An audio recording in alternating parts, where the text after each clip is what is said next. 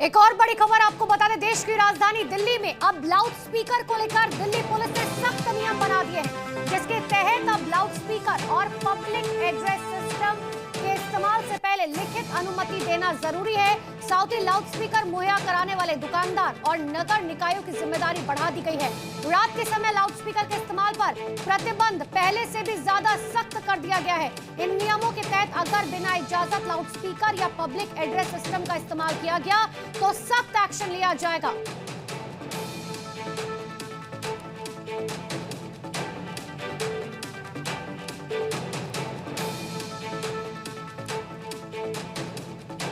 तो हमारे 3 सहयोगी लगातार हमारे साथ बने हुए हैं। राजू राज मेरे साथ छतरपुर मंदिर से बने हुए हैं, साथ ही मेरे 2 सहयोगी और भी बने हुए हैं। सबसे पहले राजू राज का रुख कर लेते हैं।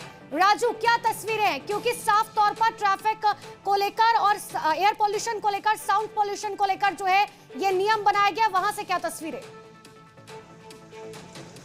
देखिए, ध्वनि प्रदूषण को लेकर पहले भी दिल्ली पुलिस के नियम थे, लेकिन इस बार नियमों में परिवर्तन किया गया। यानी अब मंदिरों में या फिर अपने मोहल्ले में जागरण करते हैं और किसी भी तरह का धार्मिक प्रोग्राम या पर कोई सरकारी अनुष्ठान करते हैं, पब्लिक एड्रेस करते हैं, तो उस दौरान आपको परमिशन लेने की जरूरत पड़ेगी। या खास तौर पर जो जिले के डीसीपी है वो परमिशन देते हैं। हमारे साथ बात करने कुछ लोग हैं। ये बताइए कि सरकार ने दिल्ली पुलिस के से आपको परमिशन लेना होगा। अगर आप मंदिरों में या फिर आसपास कोई जागरण करते हैं तो आपको परमिशन लेने की जरूरत पड़ेगी। इस नियम को आप लोग कैसे देखते हैं?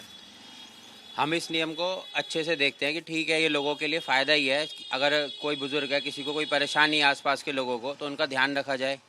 और ये हम इस नियम को मतलब बहुत पहले परमिशन लेते थे आप लोग? नहीं, पहले परमिशन नहीं लेते थे। अब नया नियम बना दिया गया है, परमिशन लेने की जरूरत पड़ेगी। जो डीसीपी ऑफिस है वहां से, खास तौर पर जिस टेंट हाउस से आप लाउड स्पीकर लेते हैं, उन्हें उस परमिशन को दिखाना होगा, तभी आप परमिशन लेकर लाउड स्पीकर बजा सकते हैं। और उसके जो नियम है, जो मानक है, वो भी कम किए गए हैं। देखिए, ये नियम अगर सभी धर्मों के लिए है, सभी समाज के लोगों के लिए है, तो बहुत बढ़िया है। लेकिन देखते हैं हम दिक्कत क्या होती है। जैसे हम जिस मंदिर में हम खड़े हैं, यहाँ के आसपास लोगों को लाउड स्पीकर पे परेशानी भी होती थी, दिक्कत भी होती थी। लेकिन ठीक इसी के विपरीत जब सुबह सुबह अजान की आवाज़ आती है, इतना शोर मचता है, कंप्लेंट करने के बावजूद भी जब वो आवाज़ धीरे नहीं होती, तो हिंदू समाज के लोगों को दुख होता है। इसीलिए हमने कहा कि ये सबके लिए है तो बहुत बढ़िया है, और नियम और कायदे सबको मानने पड़े। पहले आप लोग जागरण करवाते थे, तो क्या आप लोग परमिशन लेते थे?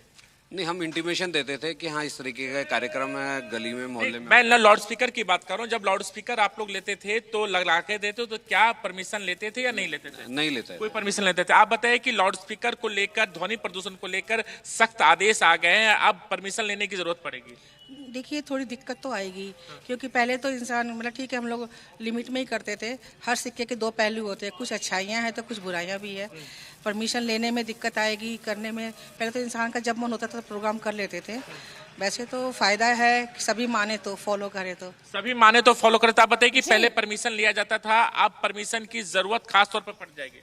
नहीं, अच्छा है, परमिशन होनी चाहिए, पर जितने भी कानून बन रहे हैं वो लोगों की सुविधाओं के लिए ही होने चाहिए। ऐसा ना हो कि बस परमिशन लेने के पचड़े में ही लोग पड़ जाएं। और ये जो भी कानून आए सब पर समान रूप से लागू होने चाहिए। आप लोग पहले परमिशन लेते थे? नहीं, अभी तक कोई तो परमिशन देखिए, अभी तक परमिशन नहीं लिया जाता था, अब सख्त आदेश आ गए हैं, परमिशन लेने की जरूरत है। बिल्कुल राजू, और ये काफी जरूरी था, क्योंकि नॉइस पोल्यूशन की वजह से बहुत लोगों को दिक्कतों का सामना करना पड़ता था।